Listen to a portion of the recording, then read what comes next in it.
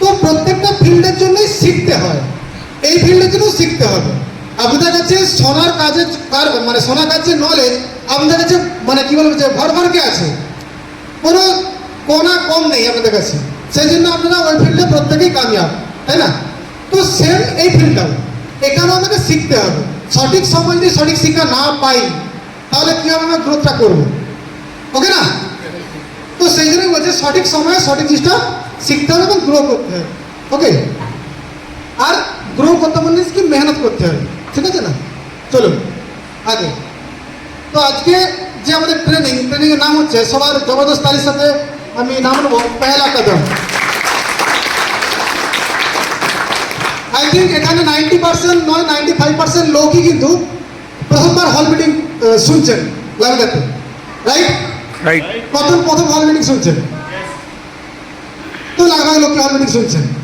তো ওই জন্য আজকের ট্রেনিংয়ের নাম হচ্ছে পহেলা কদম, অর্থাৎ আমরা যে জার্নি শুরু করেছি, সাকসেস জার্নি শুরু করেছি লাইফটাতে, সেই জার্নির প্রথম কদম কি হয়? প্রথম কদমে কি হয়? নেগেটিভিটি আসে মার্কেট থেকে, তাই না? লোক নেগেটিভ বলে প্রচুর এই ইন্ডাস্ট্রি সম্পর্কে। তো সেই বিষয়ে জানবো যে লোক কেন নেগেটিভ বলে, লোক কেন নেগেটিভ বলে।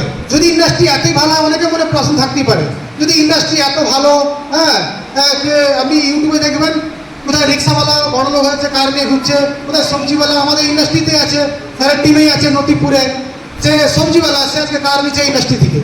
তো যদি এত ভালো ইন্ডাস্ট্রি, তাহলে লোক নেগেটিভ বলে কেন, ওকে না? তো এই বিষয়গুলো নিয়ে জানবো, এটাই আমার হিসাব, এটাই পহেলা কদম, এটাই প্রথম স্টেপ। আমাদেরকে জানা দরকার আমরা যে ইন্ডাস্ট্রিতে কাজ করতে এসেছি, বা যে ইন্ডাস্ট্রি থেকে সফল হতে চাইছি, বা যে ইন্ডাস্ট্রি থেকে কামিয়াব হতে চাইছি, সেই ইন্ডাস্ট্রি সম্পর্কে লোক এত নেগেটিভ বলে কেন, সেটা আমাদের জানা খুবই প্রয়োজন।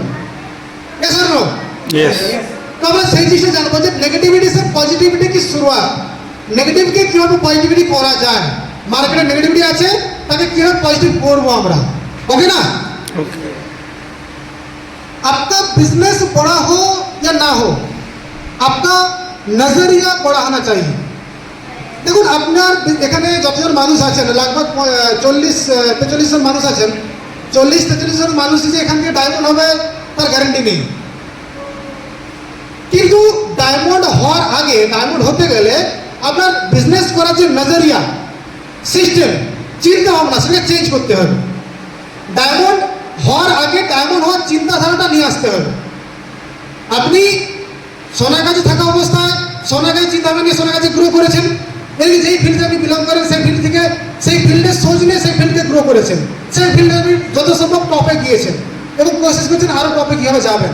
তো এই ফিল্ডেও আপনাকে এই ফিল্ডের নজরিয়াতে হাঁটতে হবে। এই ফিল্ড কী বলে, এই ফিল্ড কীভাবে গ্রো করে, সেগুলো বুঝতে হবে। তো সেই জন্য সবার প্রথমে আপনার নজরিয়াকে চেঞ্জ করতে হবে, নজরিয়া बढ़ाना चाहिए, ओके ना?